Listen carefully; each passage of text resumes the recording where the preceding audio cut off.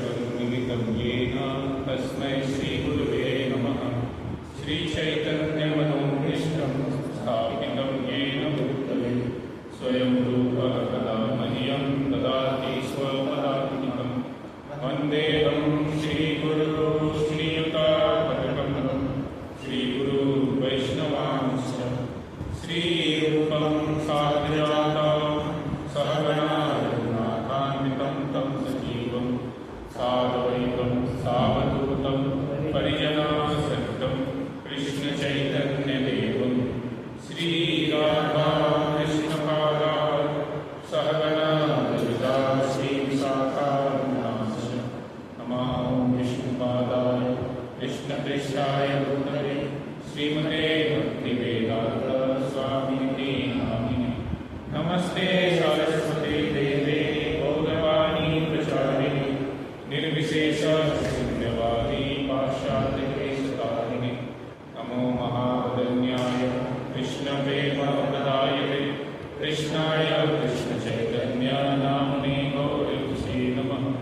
हे कृष्णा करुणा सिन्धु दीनबन्धो जगत्पते गोपेश गोपिकान्त राधाकान्त नमोस्तुते।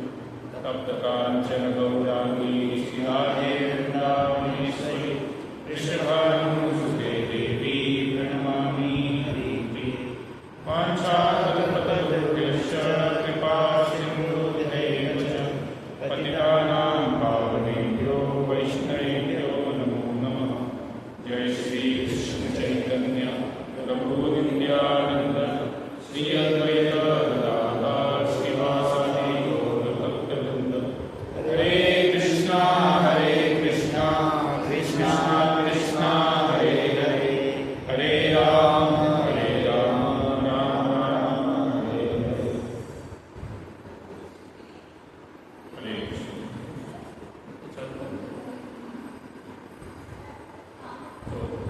आप में से कितने लोग आए थे ये स्नान पूर्णिमा लास्ट संडे को? कितने लोग आए थे क्लास में? संडे शाम को क्लास होता, शनिवार को क्लास होता, संडे को आए थे। बाकी लोग नहीं आए। आप आए थे ना?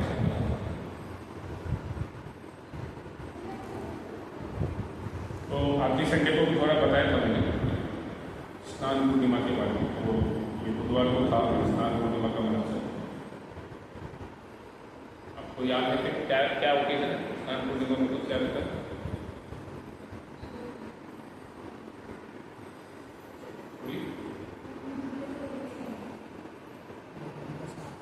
आप बताइए स्नान पूर्णिमा में क्या रहता है?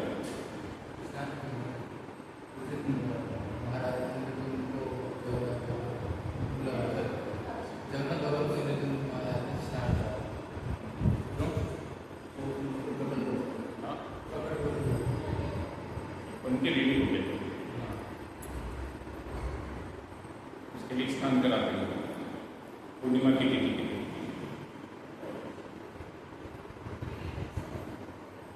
और क्या होता है?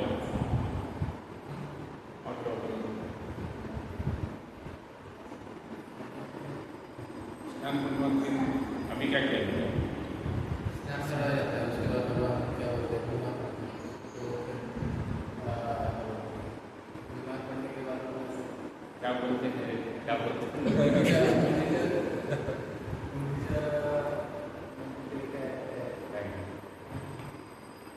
गुंडीचा मंदिर में रथ यात्रा में लेके जाया जाता है। रथ यात्रा और स्नान पूर्णिमा सब एक साथ में चल रहा है। ठीक है, और किसी को मालूम?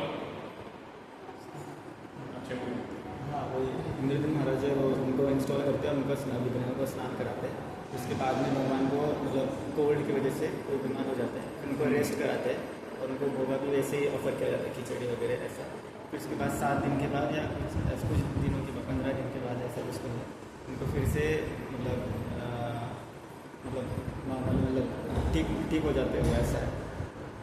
फिर से पूजा वगैरह की जाता है, रथ यात्रा कर देते हैं। फिर गुंडीचा मंदिर जो है वहाँ पे लेके जाते हैं। और क्या बताया लास्ट में?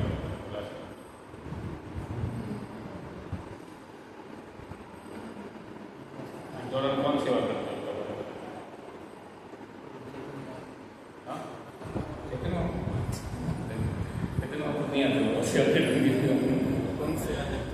हर बार स्नान अच्छा हाँ, वो एक SC/ST वाले लोग वो इस टाइम नीलमाधव। सेवा को टाइम देते हैं। क्या नाम? नील माधव। नीलमाधव नहीं। कुछ तो एक प्रजाति वो स्पेशल कैटेगरी है वो, मन से नहीं लगता ऐसा नहीं। वो मतलब एक्चुअली आप बताइए मुझे तो। बीमार पड़ते हैं उनको दवाई दी जाती है। वो अब जैसे कितने लोग आए थे स्नान पूर्णिमा के लिए, वो लोग यहाँ रहते हैं उनको छोड़ के। आप आए, आप लोग नहीं आए? आप आए तो आपने अभी से किया होगा। ऊपर में ये सारी करने करता होगा। तो स्नान पूर्णिमा जो है वो भगवान का, जगन्नाथ जी का जन्म तिथि माना जाता है, क्योंकि दिन वो प्रकट हुए थे, बन के रेडी हो गए थे, उनका स्थापना किया गया था। इसके लिए बहुत सारे कलश से अभिषेक किया जाता है। अभी भी वहाँ पर जगन्नाथपुरी में एक कुआं है, स्वर्ण करके कुछ तो नाम है, तो वहाँ से गोल्डन कलश में पानी लेकर के आते हैं और भगवान का स्नान कराते हैं। सबका गिनती करके जगन्नाथ जी का इतना, बलदेव का इतना, सुभद्रा का इतना और सुदर्शन की गिनती, और वो स्नान होने के बाद फिर भगवान बीमार हो जाते हैं, तो उनको बीमारी का मेडिसिन वगैरह सब पड़ता है, काढ़ा वगैरह ऐसा, और जो भी मेडिसिन रहता है, डाइट जो ऐसा रहता है उसका। तो ये जो स्नान जो कराते हैं और स्नान के बाद भी जो सेवा करते हैं, तो सबर जाति के लोग होते हैं।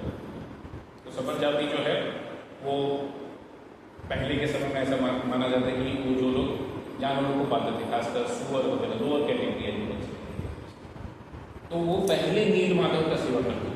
जगन्नाथ जी के प्राकट्य से पहले 50 साल ऐसा बताया जाता है, ब्रह्मा जी के पहले 50 साल नील माधव, फिर बाद में नील माधव अप्रकट हो गए और फिर जगन्नाथ जी आए। और ये चीज़ जो है, जो उनके राजा थे उनको मालूम था, तो सबर लोगों के राजा थे, उनको नील माधव ने बोल दिया था कि अगर इंद्रदेव महाराज के लोग यहाँ पर पहुँच गए तो मैं अप्रकट हो जाऊँगा।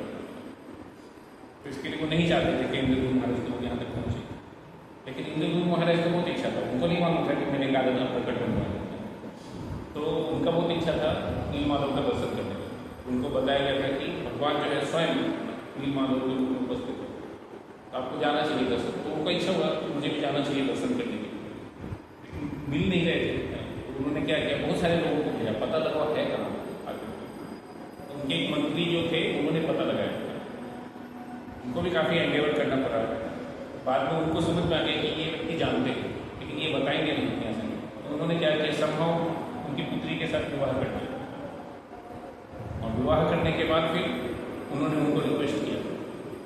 पहले के समय में ऐसा एकदम हड़बड़ी में 5 मिनट में रिजल्ट निकालना ऐसे नहीं रहता था, यानी उन्होंने कई महीनों तक में पता लगाया, ऐसा 1-2 दिन में पता लगाया, ऐसा नहीं कि गए और पता लग गया और आ गया।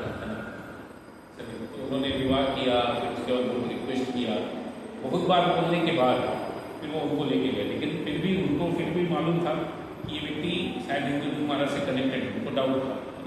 उसके लिए उन्होंने क्या किया, उनका बोला कि मैं आपको पट्टी बांध के लेके जाऊँगा, जब ये जगन्नाथ मतलब नील माधव के दर्शन करने के लिए लेके जाऊँगा, आपके आँख के ऊपर, ताकि रास्ता याद नहीं रहे, पट्टी बांध कर लेंगे, क्योंकि उनको समझेगा नहीं ना कि किधर से लेके आए, कहाँ पर टर्न मारा, नहीं मारा, हाथ पकड़ करके जैसे हमारे। लेकिन वो भी इंटेलिजेंट थे, वो भी मिनिस्टर थे। उन्होंने क्या किया, वहाँ पर जो चीज़ नहीं उगता है, मतलब सरसों का दाना जो है अपने पॉकेट में डाल दिया, उसको छोटा सा होल कर दिया, क्या होगा उससे, वो गिरेगा जाते और आते समय, और उनको मालूम था कि एरिया में ये उतना नहीं होता। तो जब मैं कुछ दिन के बाद आऊँगा तो तब तक कुछ तो बड़ा हो जाएगा, तो मुझे आइडेंटिफिकेशन हो जाएगा कि कौन से रास्ते से मुझे लेके गए, क्योंकि उनका तो उद्देश्य उतना ही था। तो जाते हैं वहाँ पर दर्शन भी करते हैं, सब कुछ होता है, और जब नील माधव का दर्शन करते हैं तो उनको भी एक्सपीरियंस होता है कि हाँ यहाँ पर स्वयं भगवान है। वहाँ पर बहुत सारे देवी देवता भी आते थे, तो दिन के समय में देवी देवता लोग आकर के पूजा करते थे, और शाम के समय में सब लोग जाके पूजा करते थे। तो शाम के समय में जब भी जाते थे वो बहुत सारे सेलेस्टियल फ्लावर्स वगैरह ऐसा भी करते थे। जो कि पृथ्वी लोक पे पाया नहीं जाता, बट उनको उस समय जाने का बोला गया था, तो उसके लिए उस समय जाना था उनका वर्शिप करने के लिए, दर्शन करने के लिए। तो अभी भी उसका क्या बोलते हैं सर, रेप्लिका के रूप में एक है नीलमाधव के मंदिर है। ये भुवनेश्वर से करीबन 70-80 किलोमीटर दूर आता है। वहाँ पर अभी भी लोग जाते हैं दर्शन करने। बहुत ज़्यादा लोगों को नहीं पता है, और जिनको पता है वो लोग जाते हैं, बट ऐसा वो पहले वाला नहीं है ना, उनका रेप्लिका जैसा है एक नीलमाधव का मंदिर। तो काफ़ी लोग अभी भी जाते हैं दर्शन, बट पहले जो था वैसा था। तो फिर वापस आते हैं, तो फिर वो जाते हैं राजा के पास बताने के लिए कि मुझे मिल गया था मेरे नीलमाधव। ये व्यक्ति को भी नहीं मालूम था कि अगर ये विदुर महाराज आ जाएंगे तो वो गायब हो जाएंगे। वो सबर के राजा को छोड़ करके बाकी किसी को मालूम नहीं था कि ऐसा होने वाला है। और नीलमाधव ने भी बोल के रखा था कि किसी को बोलना नहीं है। तो बाद में फिर वो इंद्रदूत महाराज आते हैं, और जब आते हैं तो फिर नीलमाधव गायब हो जाते हैं। तो गायब हो जाते हैं तब उनको बहुत दुख होता है कि मुझे तो दर्शन नहीं हुआ, अभी ये लोग जो सेवा करना चाहिए इनको भी नहीं सेवा करनी चाहिए। फिर बाद में जो है भगवान उनके सपने में आकर के बोलते हैं कि ऐसा नहीं है कि मैं इस रूप में नहीं रहूँगा तो पूरा आऊँगा ही नहीं है, मैं दूसरे रूप में आना चाहता हूँ। तो फिर वो बताते हैं कि जगन्नाथ जी के रूप में आया। फिर बाद में वो बोलते हैं कि आप यहाँ से पास में ही हैं, जगन्नाथपुरी करके, मैं पूरी करके उसी में नाम कर देता हूँ। बाद में जगन्नाथ जी के कारण जगन्नाथपुरी नाम होता। तो आप वहाँ पर जाइए, वहाँ पर आपको समुद्र के किनारे कुछ लकड़ी काम होगा, तो आप उससे मेरा डिटेल्स काट कीजिए। तो वो वहाँ जाते हैं, फिर उनको लकड़ी का टुकड़ा मिलता है। तो वो जो जगह है, तो हम लोग जब पूरी गए थे तो वहाँ लोग नहीं गए थे, नहीं गए थे, बट एक जगह है चक्रतीर्थ करके पूरी, वहाँ पर बेरी हनुमान का फेमस मंदिर कि हनुमान जी को ये बांध के रखा है भगवान ने, भाग जाते रहते इसके लिए वहाँ पर बात कर रहे थे कि सेवा छोड़ के जाना नहीं चाहिए करके। तो इसके लिए वो सब वहाँ पर वो मंदिर है, उसके थोड़ा सा पास में चक्रतीर्थ करके जगह जहाँ पर उनको प्राप्त हुए थे। तो बाद में उन्होंने बहुत सारे लोगों को ट्राई किया बनाने के लिए, लेकिन जो भी अपना हथियार उसके ऊपर चलाता था उनका हथियार काम ही नहीं करता। फिर बाद में जो है स्वयं विश्वकर्मा जी आते हैं, फिर वो बोलते कि मैं एक कंडीशन में बनाऊँगा कि कोई डिस्टर्ब नहीं करना चाहिए। तो वो रूम के अंदर लॉक करके बनाते थे। ये लोग क्या करते थे, खाना नीचे से दरवाजे के नीचे से डालते थे, रूम का दरवाजा खोलते नहीं।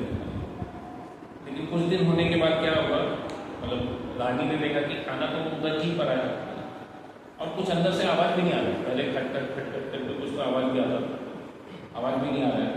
और काफ़ी वृद्ध व्यक्ति थे, तो विश्वकर्मा आए थे, तो उनको डर लगता है कि कहीं मर नहीं गए हो, उसको नहीं गया हो या बीमार पड़ गया होंगे, इसको तो देखना चाहिए ना। लेकिन उनको डर भी था कि अगर हम कंडीशन तोड़ देंगे तो मालूम नहीं क्या होगा। तो उन्होंने बोला था कि जब तक मैं कंप्लीट नहीं करूँगा कोई अंदर नहीं आना चाहिए। तो अभी दुविधा हो जाता है ऐसे केसेस में, ऐसा बहुत बार होता है, लोगों के जीवन में भी बहुत बार कन्फ्यूजन होते रहते हैं। तो यहाँ पर भी उनको कन्फ्यूजन था कि अभी मुझे क्या करना चाहिए। तो वहाँ पर फिर फाइनली उन्होंने डिसाइड किया कि ठीक है अभी हम उधर जाएंगे। तो फिर वहाँ पर फिर वो जगन्नाथ मंदिर सुभद्रा का मंदिर, तो उनको क्या लगता है अधूरा बनता है, मतलब हाथ बना नहीं है सिर्फ ऐसे आगे है करके, गला या पैर वगैरह भी नहीं होते। तो उनको बहुत दुख होता है कि क्या हो गया, मैंने गलती कर दिया। लेकिन बाद में जो है वहाँ पर भगवान फिर से सपने में आके बोलते नहीं, मैं इसी रूप में आना चाहता हूँ, तो मेरा वास्तविक रूप है। तो आप इसका स्थापना की। अभी स्थापना करने के लिए वो सब कुछ रेडी करते हैं, मंदिर वगैरह बनाते गए, सब कुछ करते हैं।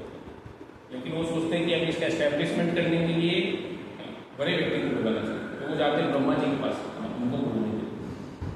मैं ब्रह्मा जी को बुला के लेकर क्योंकि पहले के समय में लोगों को एक्सेस था वहाँ से जाने के लिए, अभी समझ नहीं, तो समय का भेद हो जाता है। तो जब तक वो वहाँ से जाके वापस आए तब तक यहाँ पर बहुत सारा साल बीत गया, जनरेशन चला गया था। क्योंकि वहाँ पर बताया जाता है कि ब्रह्मा जी का एक मूवमेंट यहाँ पर कई सालों के बराबर होता है, 1 साल के बराबर होता है। जैसे विष्णु लीला में भी आता है कि ब्रह्मा जी एक मूवमेंट के लिए गए और वापस आए, यहाँ पर 1 साल हो गया था ऑलरेडी। तो वैसे ही यहाँ पर समय का थोड़ा वैसा कैलकुलेशन है। तो वैसे ही वो वहाँ पर थोड़ी देर के लिए जाते हैं और फिर वापस आते हैं, ब्रह्मा जी को बताते हैं ऐसा ऐसा हुआ, आप चलिए मेरे साथ।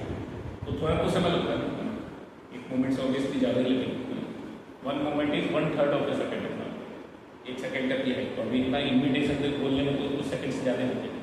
यहाँ पर कई साल बीत गए। जब वो वापस आते हैं तो क्या देखते हैं कि दूसरा ही राजा यहाँ पर है ना, यहाँ पर स्थापना करने का प्रयास कर रहे हैं। वो भी क्या कर रहे थे, स्थापना करने का प्रयास कर रहे थे उसी मंदिर में, उसी डिग्री से। और बोलते थे कि मैं यहाँ का राजा हूँ। और ये हिंदू महाराज आके बोले मैं राजा हूँ यहाँ पर, है ना, आप कब से राजा बन गए। तो बाद में जो है वो कॉन्फ्लिक्ट रिजॉल्व होता है।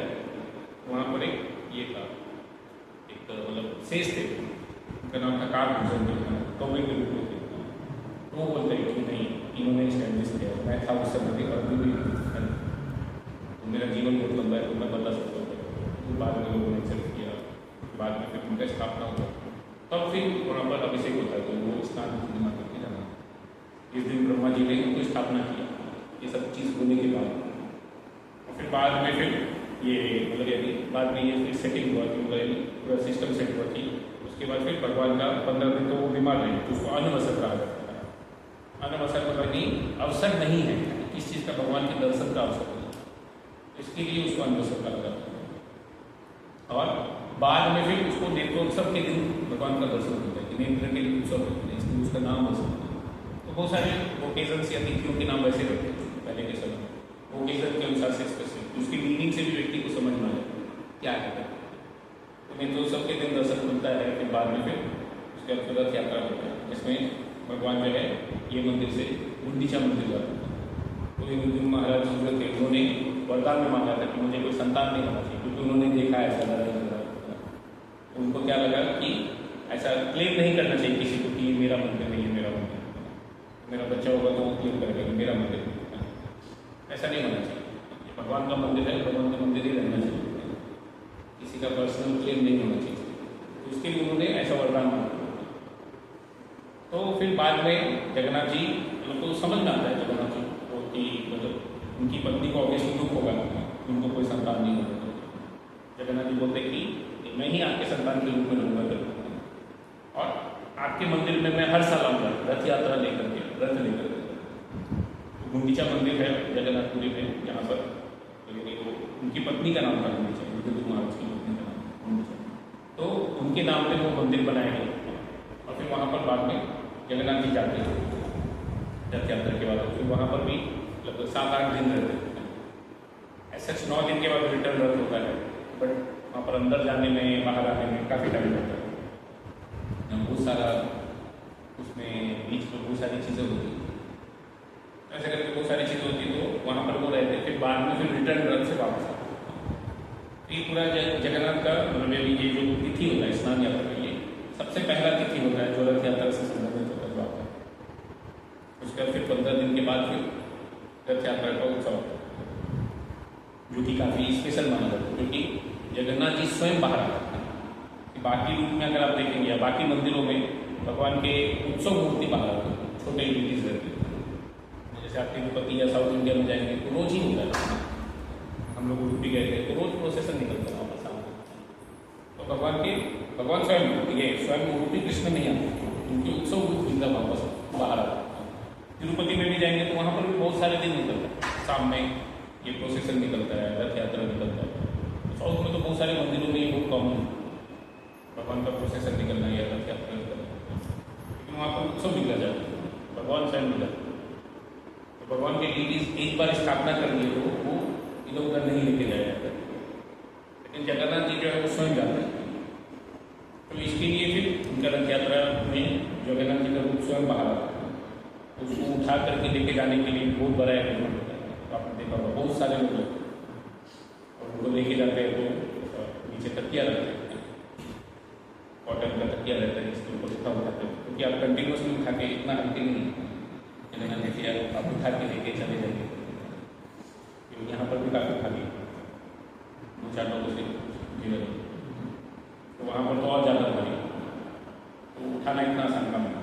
तो कई सारे लोग रस्सी बांध करके अपनी कमर से बांध करके ऐसा उठा करके लेके जाते हैं, तो बहुत टाइम भी लगता है लेके जाने के लिए।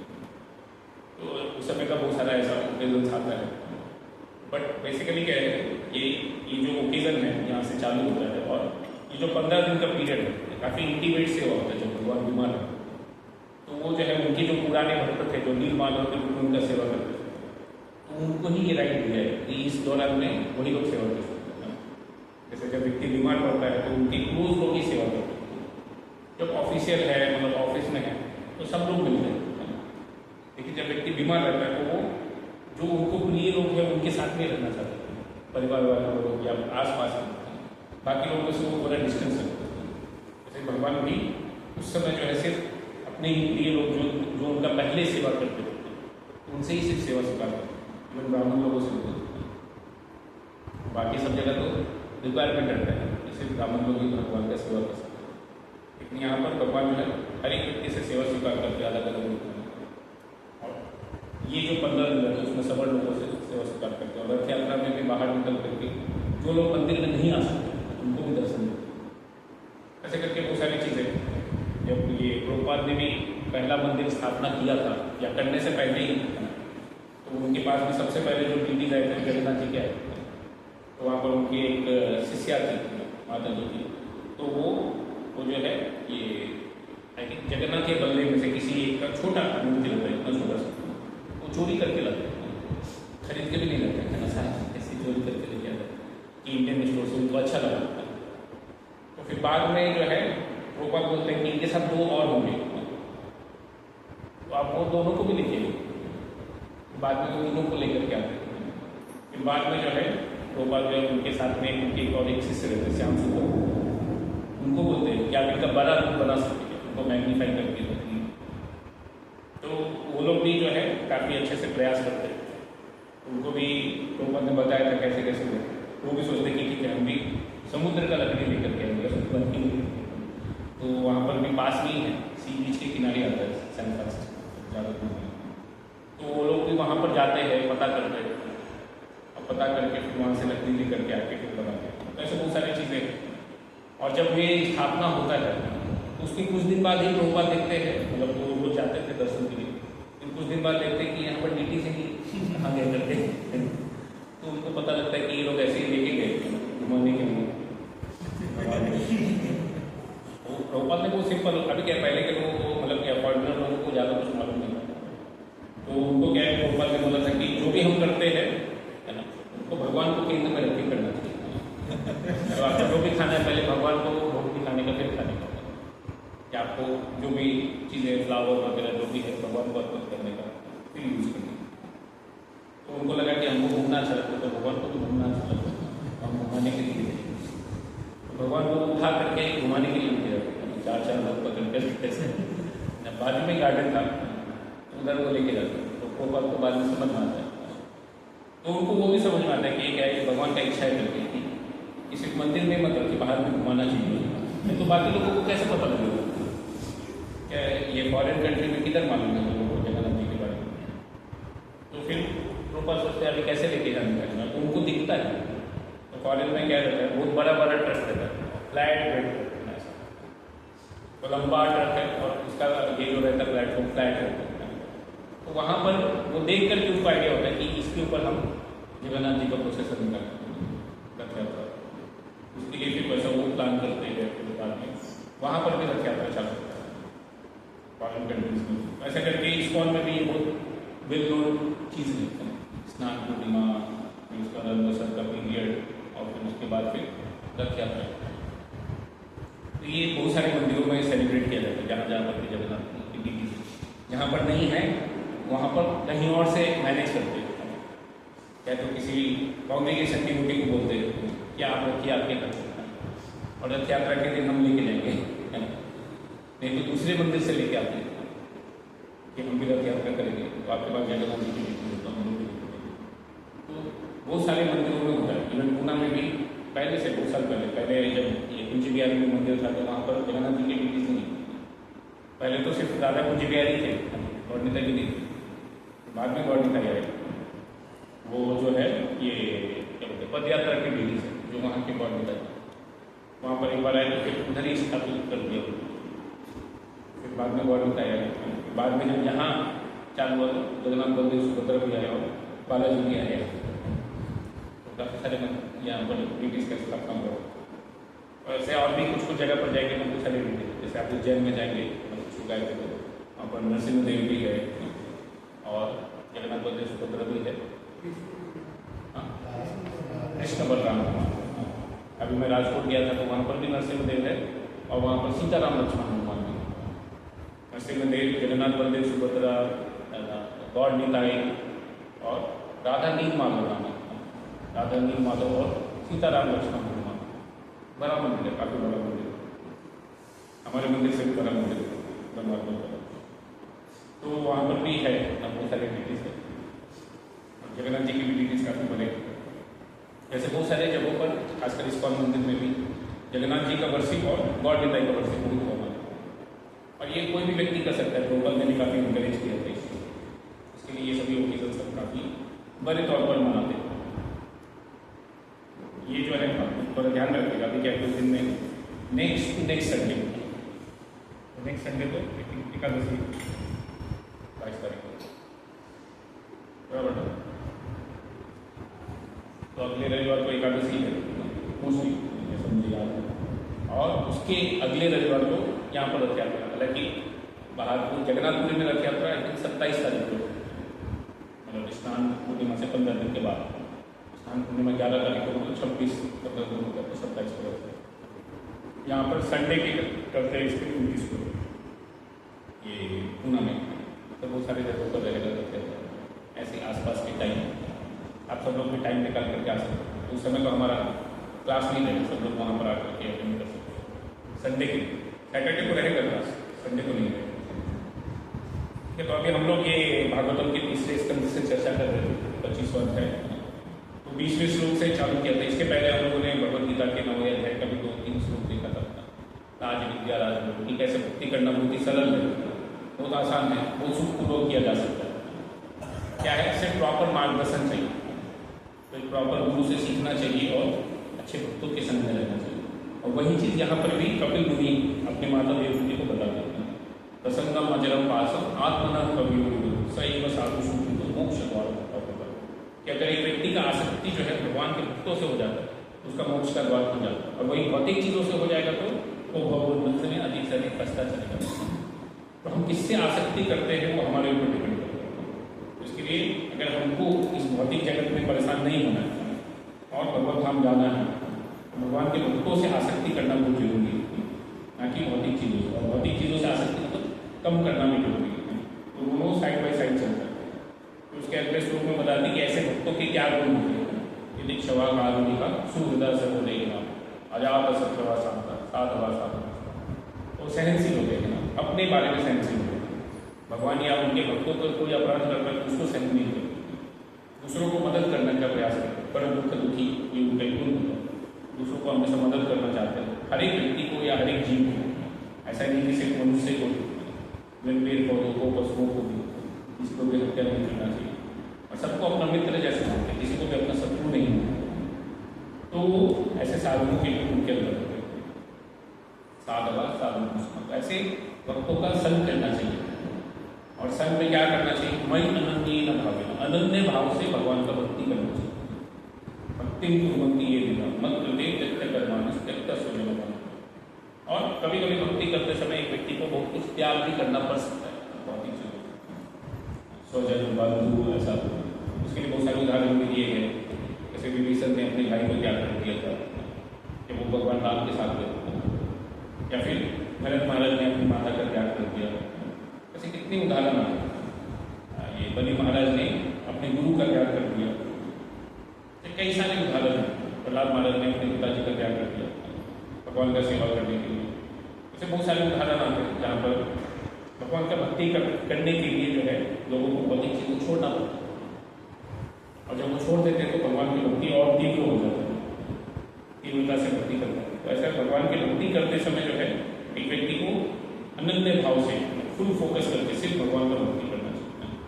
और भक्ति करते समय क्या करना चाहिए, मदाश्रया कथा निष्ठा सुनवंती कथयंती तपंती वृद्धास्थापा नैतान मध्य के साथ कि भगवान की कथा का चर्चा करना चाहिए, उसका एक श्रवण और कीर्तन करना चाहिए। इससे क्या होता है, जो इस भौतिक जगत के अलग अलग ताप है, आदि आत्मिक आदि भौतिक आदि दैविक या फिर जन्म मृत्यु जरा व्याधि, वैसे अलग अलग जो ताप है वो एक व्यक्ति के सारे ताप जो है चले जाएंगे और पूर्ण रूप से भगवान की सेवा में और उनके सोच में जो है वो मग्न हो जाएगा। ये भौतिक चीज़ों से उनको कुछ डिस्टर्बेंस होगा ही नहीं। और ऐसे भक्तों के संग में क्या करना चाहिए? तैले साधवा साध्य सर्वसंग विवर्जित संगस्तेश्वरता देवता संग दोषा हरायते। तो जब इनसे आसक्ति हो जाती है तो फिर क्या होता है? भौतिक आसक्ति का जो कुप्रभाव होता है वो सभी चीज़ें अपने आप नाश हो जाती है।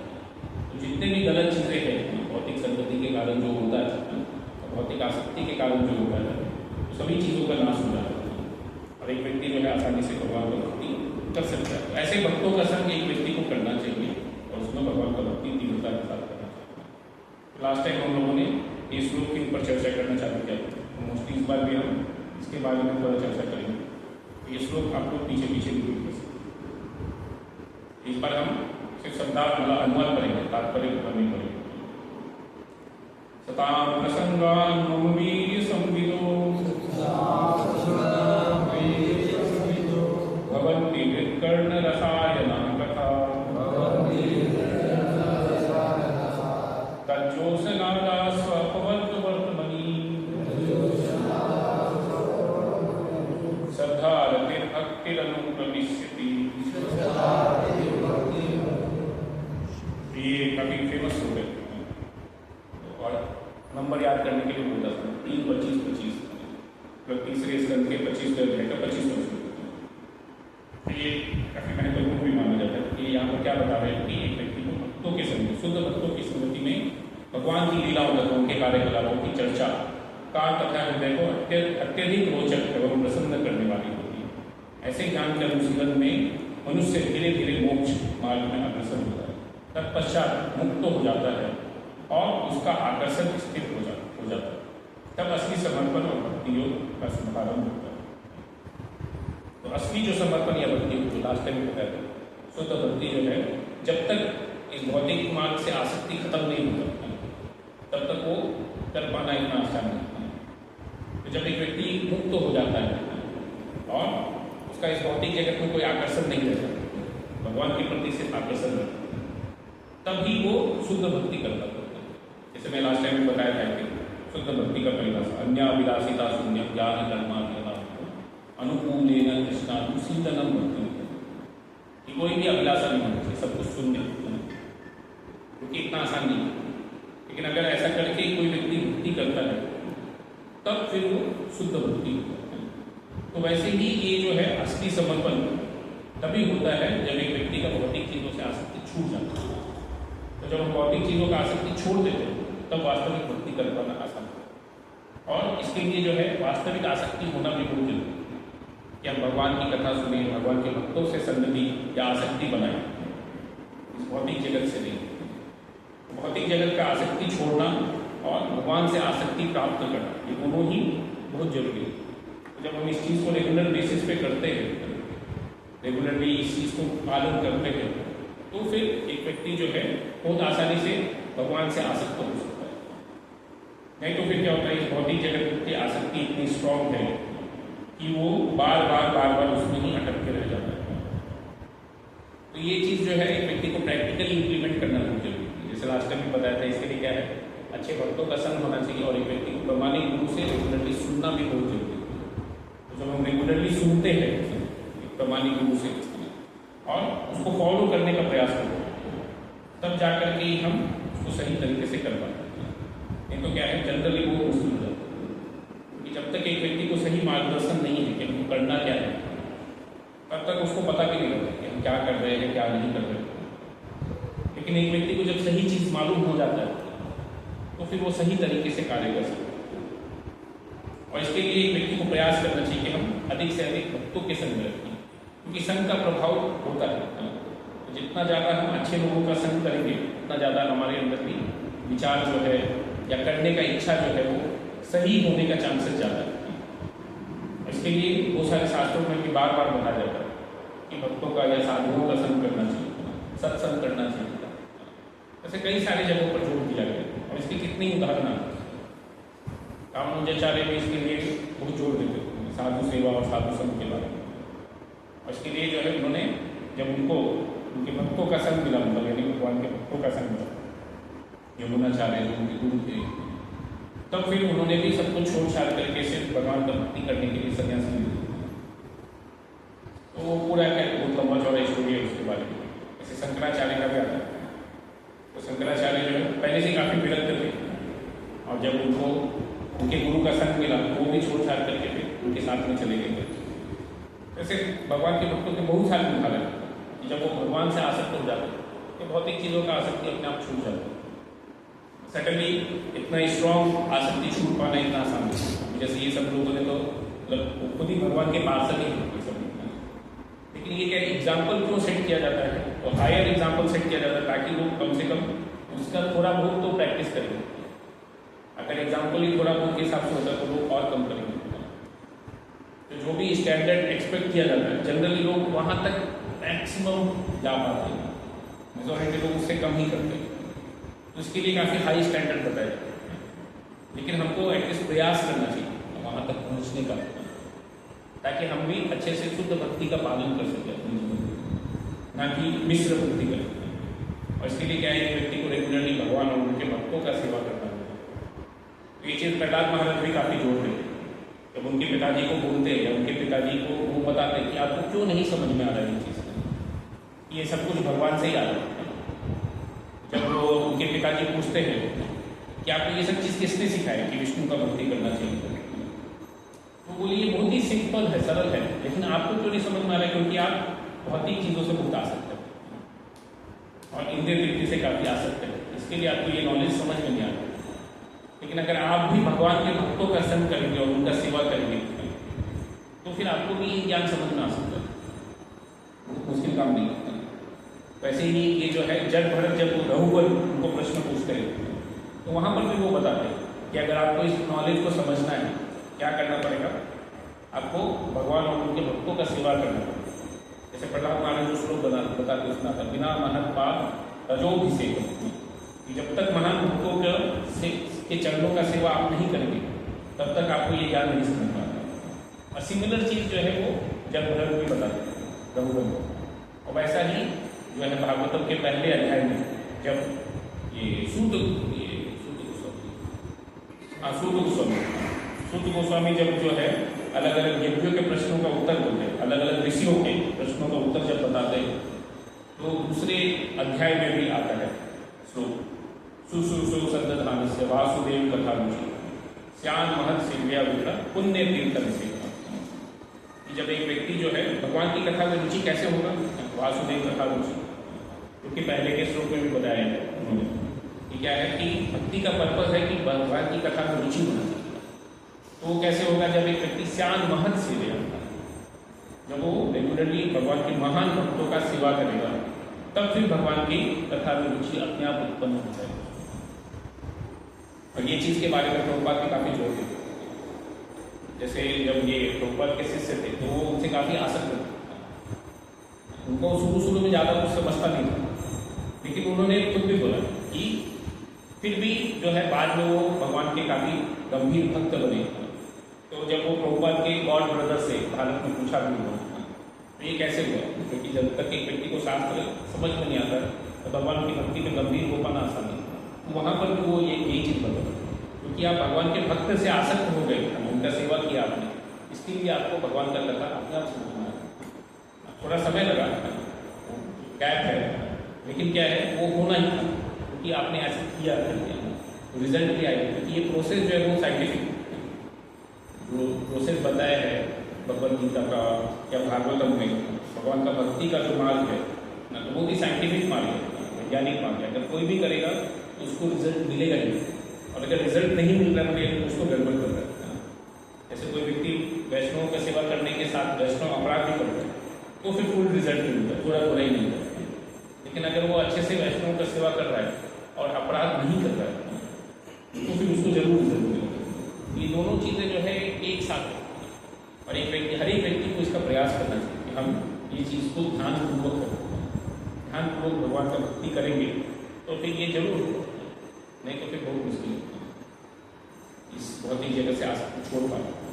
जैसे ये भागवतम में आगे भी आता है, यहाँ पर होता है केवल ये चीज़ केवल याद हो गया वासुदेव परायण अगम गुरुवंती काश्मीर निहार कि जब कोई व्यक्ति केवल भक्ति करता है, ओनली भक्ति और कुछ नहीं, क्या होता है फिर अगम गुरुवंती, जो बहुत ही ये अघ मतलब घोर पाप बोला जाता है, जैसे आघासुर था एक असुर जिसको भगवान ने मारा था, तो बहुत ही पापी व्यक्ति था, तो पाप का कंडेंस स्वरूप करके माना जाता है। तो वैसे ही अघ जो है वो घोर पाप को अघ बोला जाता है। तो अघम भी गुणवंती मतलब वो भी भूल जाता है, और फिर क्या होता है सारा हार्ट क्लीन हो जाता है और निहार और निगम भास कर होता है। और फिर क्योंकि गंदगी के कारण क्या होता है भगवान का भक्ति का जो प्रेम का जो उदय है वो नहीं हो पा रहा है, तो वो हो जाता है। और एक व्यक्ति जो है धीरे धीरे सूर्य का किरण उसको दिखने लगता है और बाद में पूर्ण रूप से उसका हृदय प्रकाशित हो सकता है। कब हो सकता है जब वो केवल भक्ति करता है। उसका क्वालिफिकेशन क्या है, जैसे यहाँ पर भी इस रूप में बताया जा रहा है कि जब एक व्यक्ति भगवान के भक्तों के संग में रह करके सिर्फ और सिर्फ भगवान का भक्ति करता है, जैसे यहाँ पर पहले बताया मैं अनन्य न भाव। अगर इस प्रकार से अगर कोई व्यक्ति भक्ति करता है तो ये सभी गंदगी अपने आप क्लीन हो सकता है और एक व्यक्ति जो है भगवान की धाम को प्राप्त कर सकता है। इसके लिए एक व्यक्ति को बहुत ध्यान रखना चाहिए, एक व्यक्ति को ऐसा डुप्लीसिटस नहीं होना चाहिए। तो ये सिंप्लिसिटी जो है एक बहुत इंपॉर्टेंट गुण बताया जाता है भगवान की भक्ति में। एक व्यक्ति को सिंपल होना चाहिए। सिंपल मतलब क्या है, जो है वो बताना चाहिए, तो बोलेंगे कुछ करेंगे कुछ, ऐसा नहीं होना चाहिए। बोल रहे हैं हाँ मैं 16 माला कर रहा हूँ, करते हैं नहीं। तो ऐसे बहुत सारे लोग बहुत सारी चीज़ें ऐसे दिखावा करते हैं कि मैं भक्ति करता हूँ करता हूँ, बट एक्चुअल में हार्ट से कुछ होता ही नहीं। थोड़ा थोड़ा जो भी कर रहे हैं वो भी सुपरफिशियल होता है, एक्सटर्नल प्रैक्टिस या नाम मात्र के लिए दिखावा ही नहीं। तो बहुत सारे लोग ऐसा करते हैं जो कि अच्छा नहीं है। स्टार्टिंग में ठीक है क्योंकि एक व्यक्ति का इंटरेस्ट होता नहीं स्टार्टिंग में। कोई भी व्यक्ति जब एक छोटा बच्चा भी जब पढ़ना चालू करता है तो उसको रुचि नहीं रहता पढ़ाई करने, लेकिन धीरे धीरे रुचि आ जाता है जब वो रेगुलरली पढ़ता है। वैसे ही ऐसा भी एक्सपेक्ट किया जाता है कि जो व्यक्ति रेगुलरली भगवान का भक्ति करता है तो धीरे धीरे उसको भी रुचि आएगा। और अगर नहीं आ रहा है तो उसको ऑनेस्टली ये प्रश्न पूछना चाहिए। ऐसा नहीं बोलना चाहिए या ऐसा दिखावा नहीं करना चाहिए कि मैं बहुत बड़ा भक्त हो गया। तो बहुत बार लोगों को जब समय हो जाता है 5 साल 10 साल हो गया और वो ठीक से भक्ति नहीं कर पाते, लेकिन वो एडमिट भी नहीं कर पाते कि कुछ प्रॉब्लम है। उसके लिए फिर ऐसे लोग जो है मतलब किधर के भी नहीं रहते हैं, उसके लिए उसको क्या बोला जाता है, वो बीच में अटक जाते हैं, ना इधर ना उधर, ना भौतिक जगत में है ना आध्यात्मिक जगत में है, बीच में अटके हुए, ना इधर जा पा रहे ना उधर जा पा रहे। तो वो लोग काफ़ी परेशान होते हैं। ये बहुत अच्छा स्थिति नहीं है, बट मेजॉरिटी लोगों का स्थिति ऐसा रहता है। वो उनको मालूम है भौतिक जगत में सुख नहीं है, कुछ मिलने वाला है, प्रयास तो करते हैं, लेकिन जब इधर जाने में थोड़ा प्यूरिफिकेशन होता है तो डर लगता है कि इतना ज़्यादा प्यूरिफिकेशन अच्छा नहीं है, या इतना ज़्यादा भौतिक चीज़ों से अनासक्त होकर के मैं सिर्फ और सिर्फ भगवान का भक्ति करूँगा, थोड़ा मुश्किल जाता है। तो उतना डिटैच होकर के कर पाना थोड़ा लोगों को डर लगता है, बाकी लोग क्या बोलेंगे मुझे, तो लोगों को अपना फ्रेंड सर्कल मेंटेन करना है नहीं करना, या बाकी लोगों को ऐसा लगना नहीं चाहिए। कभी कभी लोगों को फैमिली के बीच में दिखाना पड़ता है तो मैं भी आपके जैसा ही हूँ, कभी कभी चले जाता हूँ मंदिर जस्ट ऐसे ही विजिट करने के लिए। तो क्या होता है वो सीरियस नहीं हो पाता। तो कोई भी व्यक्ति जब तक एक व्यक्ति सीरियसली नहीं करता उसका लाभ भी उतना नहीं होता।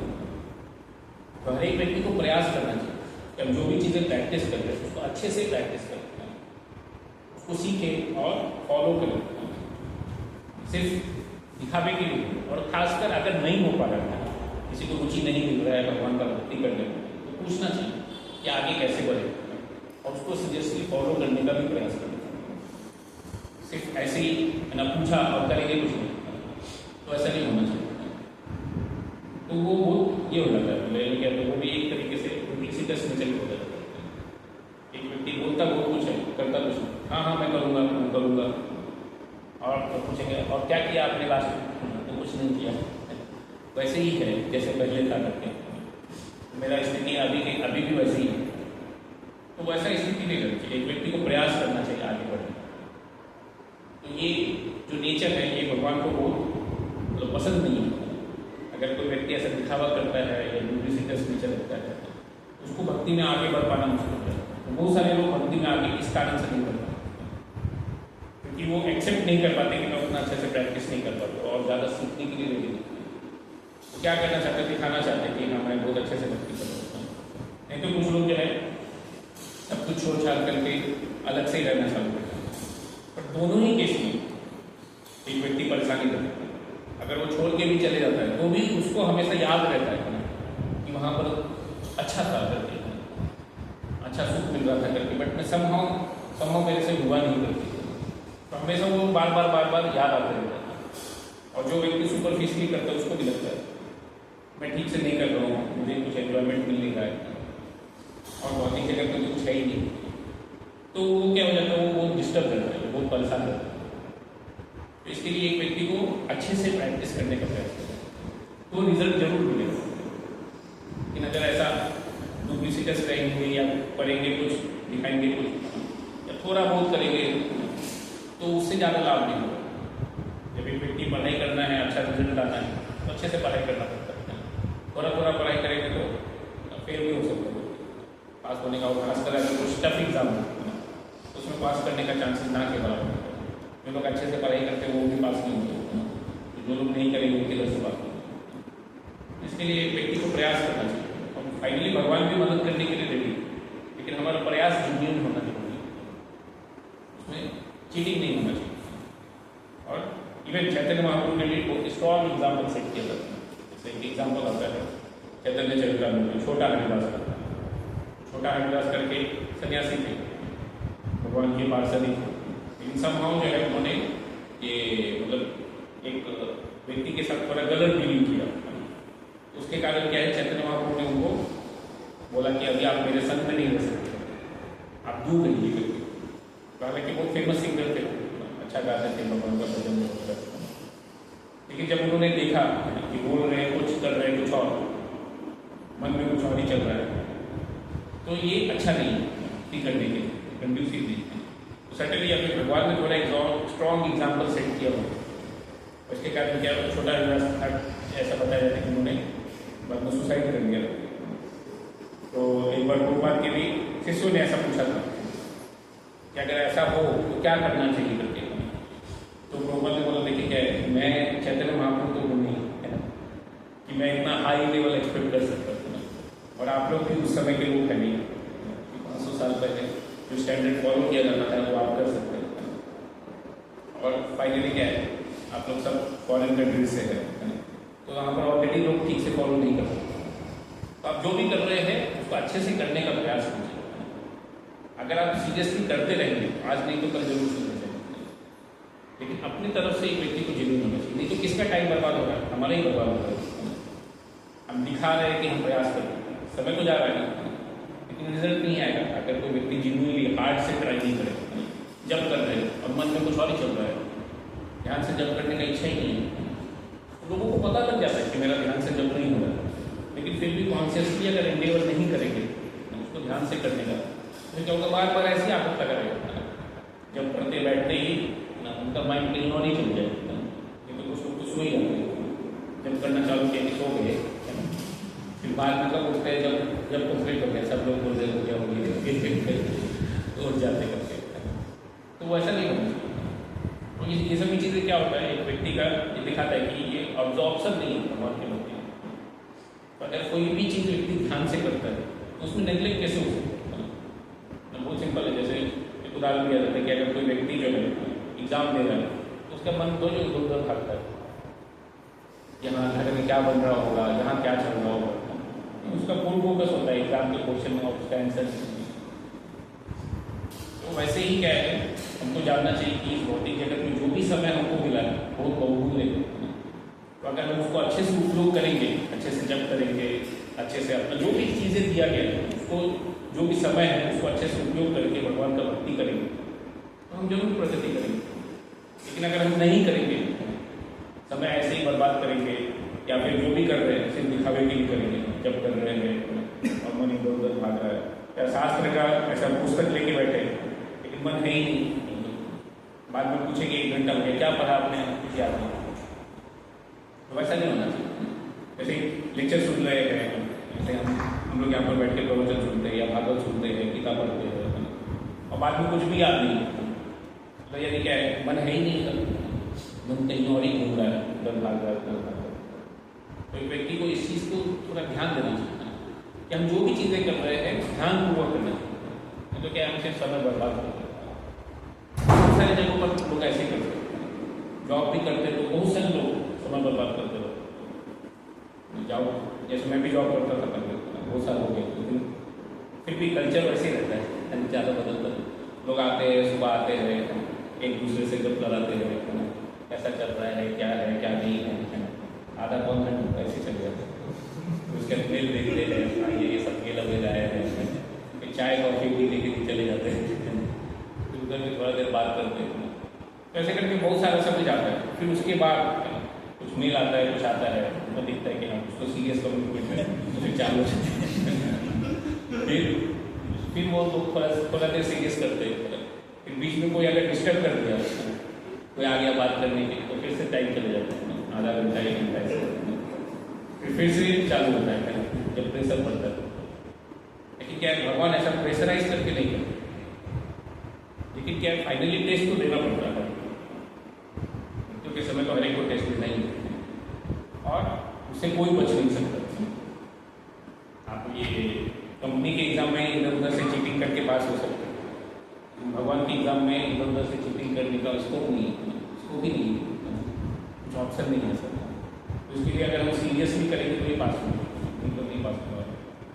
इसके लिए एक व्यक्ति को प्रयास करना चाहिए कि हम जो भी चीज़ें कर रहे हैं अच्छे से करना चाहिए, नहीं तो क्या है, समय से बर्बाद कर रहे हैं, क्योंकि अच्छा नहीं। सर्टेनली थोड़ा बहुत तो बेनिफिट होगा अगर व्यक्ति ध्यान से भी जब नहीं कर रहे हो, लेकिन अगर कोई व्यक्ति ध्यान से करे तो हम सोच सकते हैं कि कितना लाभ। जैसे आजाद मिल ने भगवान को नहीं पुकारा था, अपने बच्चे को पुकारा, नारायण करके जब बुलाया तो उनके जो सबसे छोटे बच्चे थे उनको बुलाया, लेकिन फिर भी भगवान ने उनको मदद किया। सर्टेनली भगवान हम नहीं देंगे, लेकिन वापस से मौका दिया, वापस से मौका दिया कि अभी आप सुधर जाओ और अच्छे से भक्ति करो। और फिर जब उन्होंने अच्छे से भक्ति किया तो फिर वो भगवान धाम गए। वैसे ही कोई व्यक्ति अगर ध्यान से भी जप नहीं करता तो कुछ तो लाभ होगा, एटलीस्ट उसको मनुष्य जीवन जरूर मिलेगा, लेकिन फिर भी भगवान धाम नहीं जा रहे। भगवान धाम जाने के लिए व्यक्ति को इंटेंस भक्ति करना होगा, केवल भक्ति जैसे बताया गया, अन्य अभिलाषा शून्य, जो कि इतना आसान नहीं है, बहुत डिफिकल्ट है। एक व्यक्ति का ध्यान होना चाहिए कि हम फुल फोकस करके भगवान का भक्ति करते हैं। अगर हम ऐसा करेंगे तभी हम इसमें आगे बढ़ पाएंगे। जैसे ऐसा बताया जाता है आयुर्वेद में कि किसी को भूख होता है तो एक व्यक्ति जो है जो भी खाएगा सब डाइजेस्ट हो जाता है, उसके लिए हंगर होना चाहिए, तो डाइजेस्ट करना बहुत मुश्किल होता है। बहुत सारे लोगों को इंडाइजेशन का प्रॉब्लम होता है, डाइजेस्ट नहीं होता रहता है, अलग अलग प्रॉब्लम होते रहते हैं।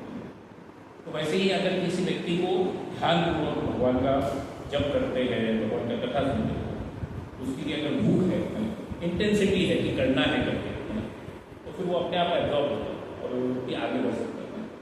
जैसा गुरु महाराज के केस में देख सकते हैं, बहुत इंटेंस थे वो कि मुझे जो है अपने वो ये दादाजी से भी बड़ा राज्य चाहिए, ब्रह्मा जी से भी बड़ा राज्य चाहिए, उसके लिए बहुत इंटेंसली भक्ति करना चाहते हैं, या जो भी बोलेंगे वो करने के लिए। तो जब नारद मुनि ने टेस्ट किया तो वो अपने आप पास हो गया, तो उन्होंने देखा कि ये खेलकूद में कुछ इंटरेस्ट नहीं है। छोटे बच्चे को क्या खेलकूद में इंटरेस्ट है, उन्होंने ट्राई किया उनको ये बोलने में, लेकिन जब नहीं दिखा और उनका इंटेंसिटी दिखा तब उन्होंने बताया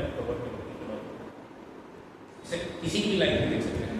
परीक्षित महाराज भी बहुत इंटेंस थे, ध्यानपूर्वक सुनते थे, कुछ भी इधर उधर मिस हो जाता तो तुरंत क्वेश्चन पूछते थे, अरे आपने इसके बारे में नहीं बताया, इसके बारे में नहीं बताया। जैसे जब ये हुआ था क्या बोलते ब्रह्म विमोहन लीला, तो डायरेक्टली 1 साल बाद जंप कर गए, तो उन्होंने 1 साल के ड्यूरेशन में क्या वो बताएंगे, फिर 1 साल बाद ऐसा हुआ तो तुरंत ही उन्होंने उधर उनको रोका, क्या नहीं आपके बीच में 1 साल बाद ऐसा हुआ बोल रहे थे, बीच का 1 साल में क्या हुआ, तो फिर वो ब्रह्म विमोहन लीला फिर पूरा बता दिया। मतलब क्या है, वो भी देख रहे थे कि कितना ध्यान से सुन रहे परीक्षित महाराज को। तो जब एक व्यक्ति ध्यानपूर्वक सुनता है तो अपने आप चीज़ें याद रखता है, और जरूरत पड़ने पर भगवान भी याद दिलाते हैं। जैसे भगवान भगवत गीता में बोलते मत्ता स्मृति ज्ञानम अपोहन, मैं ही किसी को स्मृति और अपोहन मतलब भुला दूंगा, और किस बेसिस पे करते हैं, जैसा उसका इच्छा है। तो वो जो है भगवान भी एक व्यक्ति का इच्छा देखते हैं। इसको भगवान को याद करने का इच्छा की भौतिक चीज़ें याद करने की इच्छा। अगर भौतिक चीज़ याद करने का इच्छा बहुत स्ट्रॉन्ग है तो अंत समय में भगवान यही याद करना है। और अगर भगवान को याद करने का इच्छा बहुत स्ट्रॉन्ग है तो भगवान संभव अरेंज करेंगे कि अंत समय में उसको भगवान ही याद। इसके लिए क्या एक व्यक्ति को बहुत इंटेंसली ट्राई करना पड़ेगा। तो जब हम गंभीरता से ऐसा प्रयास करते हैं अच्छे से भगवान का भक्ति करने का, उसके लिए जो भी जरूरी है वो करने के लिए भी, जैसे सुखदेव गोस्वामी जो व्यासदेव के पुत्र हैं, जैसे जरूरी है वो घर बार सब छोड़ छाड़ करके जंगल में जा रहे थे, इसलिए भगवान का भक्ति करने का, क्योंकि वो जन्म से ही आत्म साक्षात्कार में पूछते हैं। इसके लिए उनको घर बार में कुछ रुचि नहीं था। ऐसे कितने ही उदाहरण है शास्त्रों में। प्रहलाद महाराज को भी बहुत सारे प्रभु से सुने, लेकिन उनका फुल फोकस था कि मुझे भगवान की सेवा करनी है। चाहे उसमें मर गए तो मर गए, लेकिन भगवत धाम जाएंगे, कुछ प्रॉब्लम नहीं होना। यहाँ पर भी रहेंगे तो भगवान का भक्ति करेंगे, है ना। अब अगर कुछ हो भी गया, मृत्यु भी प्राप्त हो, तो भगवत धाम जा करके फिर भगवान की सेवा करनी है। तो दोनों ही सिचुएशन अच्छा है। इस तरह सुन भी थे, इसके लिए वो इंद्र को बोलते हैं आप क्या कीजिए, आप मुझे मार दीजिए, क्या होगा, आपको आपका इच्छा भी पूरा हो जाएगा, आपका राज्य मिल जाएगा और मेरा भी इच्छा पूरा हो जाएगा। मैं मरने के बाद भगवत धाम चल जाऊँगा, अननेसरी ये असुर के शरीर में मैं परेशान हो रहा हूँ। तो दोनों के लिए अच्छा है। और वहाँ पर फाइनली लिखते हैं कि हालांकि ये जो है मेन बेनिफिट किसको हुआ, धृतराष्ट्र को हुआ, क्योंकि वो भगवत धाम था। इंद्र तो इस भौतिक जगत में रहता। और फाइनली जब उनका ड्यूरेशन कंप्लीट होगा तो फिर से उनको जन्म मृत्यु के चक्कर में अलग अलग जन्मों में घूमना पड़ता। लेकिन एक व्यक्ति जब भगवत धाम चले जाता है तो वहाँ से वापस आने का जरूर नहीं। इसके लिए वास्तविक रूप में सक्सेसफुल जो है वो भगवान के भक्त है। जब भी एक व्यक्ति जो है सिर्फ ध्यान भगवान का भक्ति करता है तब फिर वो भगवत धाम जाने के योग्य बन जाते हैं। और भगवान उसके लिए अरेंज करते हैं, हमको कुछ करने का जरूरत नहीं है। सिर्फ क्या है, एक व्यक्ति को अपनी तरफ से ध्यानपूर्वक सिर्फ और सिर्फ भक्ति करना है। गुरु महाराज के हृदय अपने आप साफ हो गया, उन्होंने अलग से कुछ नहीं किया, सिर्फ 6 महीने तक इंटेंसली भगवान का भक्ति किया, तो सारा भौतिक इच्छा अपने आप चला गया, कुछ रहा नहीं। तो वैसे ही अगर हम भी ध्यानपूर्वक भगवान का भक्ति करेंगे तो ये सभी चीज़ें अपने आप भक्तों के संग में रह करके हमको भगवान का भक्ति करना चाहिए। इस प्रकार से ऐसा श्लोक में किसी का कोई प्रश्न है? जैसा भगवान के जो बाकी जो अवतार थे, बड़ा अवतार, नरसिंह अवतार, विष्णु अवतार, राम अवतार, जगन्नाथ जी का जो अवतार है इसमें यानी कोई लीला का ऐसा कुछ नहीं है, विग्रह अवतार है, तो उसमें क्या समझना? जगन्नाथ जी कृष्ण का ही रूप है। जगन्नाथ जी का रूप जो है कृष्ण का ये एक्सटेसी में जो रूप होता है वो, तो ये रूप सबसे पहले नारद मुनि ने देखा था द्वारका में। जब द्वारका में इसका भी पूरा पाठ्य होता है कि द्वारका में जब ये रोहिणी माता, क्योंकि रोहिणी माता ही वहाँ पर एक ऐसी व्यक्ति थी जो कि जिन्होंने वृंदावन लीला में देखा हुआ था। रोहिणी माता बलराम जी, ये 2 ही लोग थे उनकी भगवान कृष्ण के अलावा, क्योंकि वहाँ पर थे और द्वारका में भी थे। तो रोहिणी माता से सब लोग कथा सुनना चाहते थे वृंदावन में क्या होता था। तो जब वो वृंदावन का कथा करते हैं तो भगवान कृष्ण अपने आप वहाँ पर चले जाते हैं। कृष्ण भी आ जाते हैं, बलराम भी आ जाते हैं और सुभद्रा भी कान लगा करके सुन रही है, क्योंकि उनको गार्ड के रूप में खड़ा किया था कि भगवान आएंगे तो बता देना, मैं कथा बंद कर दूँगी। लेकिन वो भी कथा में इतना एब्जॉर्ब हो जाते हैं कि उनका फिर बोध नहीं रहता है। तो उस समय जो रूप दिखता है वो जगन्नाथ बलदेव सुभद्रा का रूप, वो अलग से उनका अवतार हुआ ऐसा नहीं, भगवान कृष्ण ही है, भगवान कृष्ण का ही है। उसका सिग्निफिकेंट क्या है? वो एक्सटेसी में है, इसके लिए उनके इवन पलक भी नहीं है। तो जब एक व्यक्ति एक्सटेसी में रहता है ना, बहुत कृपालु रहता है, ऐसा बताया जाता है। जैसे जब कोई व्यक्ति भौतिक जगत में व्यक्ति के एक्सटेसी में चले जाता है उसके बाद जितना पैसा सब लुटा सकता है, उसको समझेगा भी नहीं। वैसे भगवान भी जब एक्सटेसी में जाते हैं तो किसी को भी अपना भक्ति दे देते हैं, भाव भक्ति, इवन कोई भी नहीं देते। इसके लिए बहुत सारे लोग जाते हैं उनका दर्शन करने के लिए, उनका कृपा प्राप्त करते। वो भी भगवान कृष्ण ही है, लेकिन एक्सटेटिक भाव में। इसके लिए कलयुग में खासकर ऐसे भगवान का कोई जरूरत है, क्योंकि लोग एलिजिबल तो है नहीं, तो उनके ऊपर भगवान थोड़ा ओवर करना, स्नेह होकर के दया करने के तो चांसेस ज़्यादा होगा। इसके लिए भगवान ऐसा रूप लेते लोगों के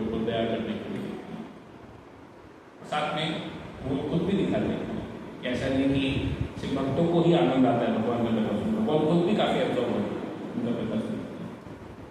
तो भगवान का जो कथा है वो खुद ही आनंद है, उसका कोई लिमिट नहीं है और वो हर एक के लिए आकर्षक है। इधर भगवान के लिए भी, भक्तों के लिए भगवान को भी आकर्षित करते हैं, इसलिए वो भी जब सुनते वो भी एक्सप्रेसिव चीज। तो वो भगवान कृष्ण ही है, ऐसा अलग से कुछ अवतार है ऐसा नहीं। यहाँ पर इस भौतिक जगत में वो मंदिर का स्थापना उस तरीके से हुआ है, भगवान के अलग अलग विग्रहों का स्थापना का स्टोरी आती है, जैसे वो भी कृष्ण का स्टोरी चंदन में लेके गए थे, फिर माधवाचार्य ने उसका स्थापना किया। ऐसे करके बहुत सारे जगह पर है अलग अलग स्टोरी। उसी जगन्नाथ